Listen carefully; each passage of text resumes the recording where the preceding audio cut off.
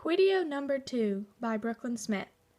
The basic question asks, the number of people living on American farms has declined steadily during this century. Here are data on the farm population in millions of persons from 1935 to 1980. The first question asks us to make a scatterplot of the data that we are given and to find the least squares regression line of a farm population. The histogram. The least squares regression line is y hat equals 31.4927 plus negative 0.5868x.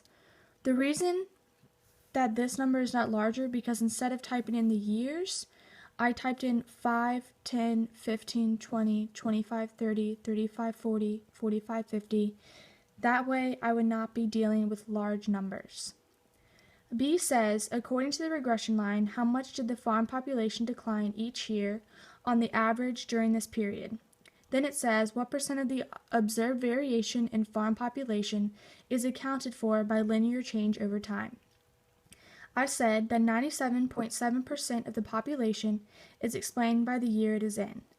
This is because the r-squared value, which was found up here, is 0.9770, which is the same as 97.7%.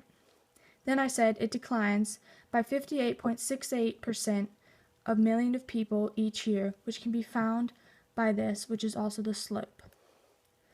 Lastly, C says, use the regression equation to predict the number of people living on farms in 1990. Is this result reasonable? Why?